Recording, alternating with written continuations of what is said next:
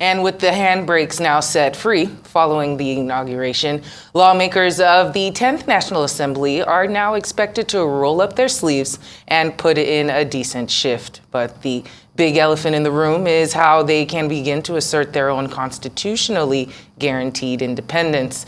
Now, that's something the immediate past session, especially the Senate, was accused of failing to do.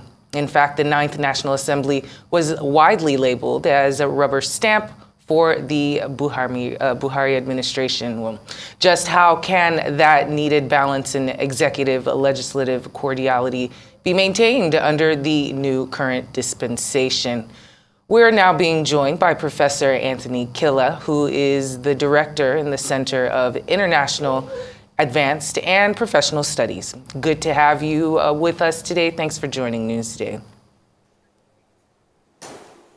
Good to be here. And just as our intro explained, to shake off this rubber stamp tag that the 9th National Assembly had, what can the 10th National Assembly better do to balance themselves and coordinate themselves with the executive?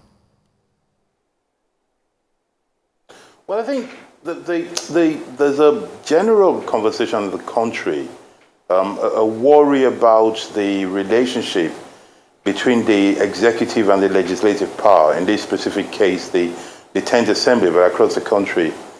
It is my view that there is a misconception and a misplaced worry. The trending expression is that of rubber stamp legislature. I think it's a wrong worry and a misconceived one, because my thinking is that we have misinterpreted, misunderstood, and over-idealized the idea of separation of power. You see, we have to be very realistic about it. The truth of the matter is that the legislative house and arm of government is made up of men and women who, together with those that become executive, governors, presidents, and eventually ministers, share the same political party. They have fought together, the other side, to win power.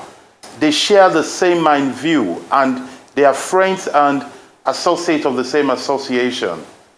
So therefore, it is naive of us to expect those same people to keep watch on each other. It is naive of us to expect them to counter what each other does. It is a part of the legislature that can do that, and that is the opposition. But as you tell me, that is a nominal role, because in reality, the executive has the majority in the assembly. So therefore, they would work together to achieve those things they've promised themselves and they've promised the electorate during the campaign. What we should be expecting from the legislature to do is to save us in case the executive leader goes mad or goes rogue. So generally, we should not expect confrontation and rebellion from the legislative arm of government in a presidential system of government. I think it's a naive view that people have, expecting them to be confrontational or rebellious. Very good, Professor Kila. Now, going by the election process within the House, what has changed over time in nominating the leadership position? Oh, yes. A lot has changed. Now, for anybody who was observing with good knowledge and information, the emergence of these leaders, the Senate President and the Speaker of the House of Assembly, would not have come as a surprise to anybody who was observing with informed variables in their hand. For two reasons, not least because the leader, the factor of the majority party, the APC, the now President Tinubu, showed very clearly, where he wanted to go. The others because the fellow senators and other assemblymen showed who they wanted. The major difference here from what had happened 8 years ago and after that, 4 years ago, is that we have a president now and a political leader who's ready to play politics. The lanky, tall, fair-skinned one that has left Aso Rock, that one was aloof. He was hiding his head in technicalities, the sand of technicalities. this new short, dark one, this new president, who's very different from the other one, is showing himself that he's willing to play politics. And he's going to play hardball where necessary. You know, he's going to play hard politics. And that is the first difference that you see. So that there is no major intrigue. There's been some discontent, but because the direction of the party is very clear, that has made things predictable. And it will indeed affect the relationship of the assembly and the executive, the arm of government. And Professor, surely the president did hit the ground running. With this 10th National Assembly, what, in your opinion, should be the agenda going forward? The president has already ripped up the subsidies and the multiple FX exchange rates on top of settling some issues within education. What should this present assembly be focused on, or what could they possibly be? What do you predict that they'd be focused on in the next couple of weeks? Well, it's very difficult to predict for politicians generally, Nigerian politicians in particular. But I will tell you what I would like to see. You know, what I would like to see is a departure from the norm. So far, all assembly men and women have tended to grade themselves in a quantitative way. They've tended to say, this assembly is better than the last assembly because we passed more laws. That is what I call quantitative index.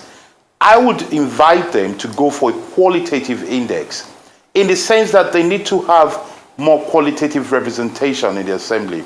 You see, there's another misconception which we talk about. We tend to think assembly people are there to represent Nigeria generally, and that each one of them is a tiny percentage of the whole. But you see, but that's not true.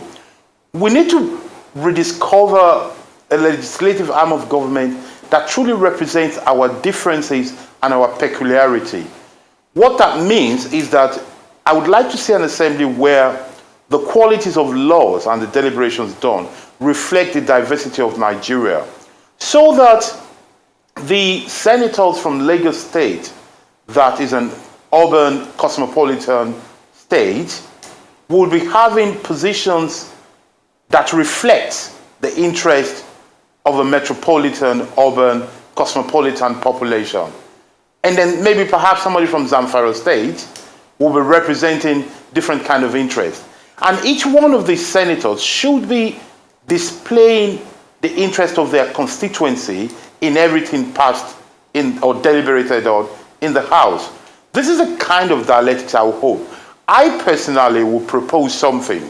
I'll propose that, never mind, the individual bills that legislators sponsor. I would propose that each legislator for every deliberation should present a report that states how that deliberation affects his own constituency. And perhaps in that report, they should demonstrate that they've consulted with their constituency on every deliberation in the House. That is how I think, one of the ways I think we're going to have qualitative and a true representative legislature beyond the dynamics and other processes with the executive. A reflection, a legislature that demonstrates representation of the diverse Nigeria. And of course, accountability as well. Now, earlier, I know you said they have a nominal role to play on account of their numbers, but can we expect a more proactive opposition based on constructive analysis of executive policies and not just knee-jerk reactions to them over time? Well, we can hope for that. I mean, to do that, they have to study very well the positions of the executive, see where the flaws are, and propose something alternative, or, in lieu of that, at least call out the weaknesses. And if they are truly representative of the people, it is very possible that the opposition takes the lead. The beauty of a parliamentary system, albeit in a presidential system, is that those in parliament have the duty of representing the country in the way that they deem best to do. So, and in that kind of context, the executive and the majority will be competing with the opposition to do what is best for the country, knowing fully well that that dialectics will affect what happens to them in 3 or 4 years' time, or before that, in by-election. So we can expect the opposition to be, though nominal, though minority, to play an important role in calling out weaknesses, and better still, in being proactive. Because if they do that, they might even get partnership within majority in parliament and definitely in the country. And in terms, it's a battle of ideas. Right, seems so. In terms of a leadership index for Godswill Akpabio, what do you think of his next couple of years in the 10th Assembly as a leader? Well, I think, Akpabio has a background of leadership. I mean, many people don't know. Akpabio, the boy, was a senior prefect in government college. And they called him SP then. So I think he would get used to being called SP very easily again. So the leadership skills are there. I mean, what he needs to do is to set an agenda. If he's going to listen to somebody like me, rather than counting the number of laws, he should be looking at the quality of laws passed.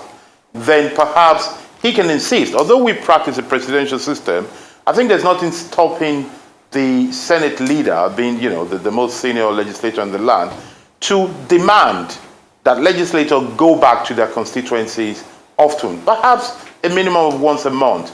Not to go and distribute things, like Father Christmas or philanthropies, no, but to go and engage the stakeholders in their constituencies regularly, to give them feedback of what's going on in the House and to come back with their position, so that we have a truly representative legislature. Again, I repeat, there is a general call out there, talking about the expenses of the legislative arm of government.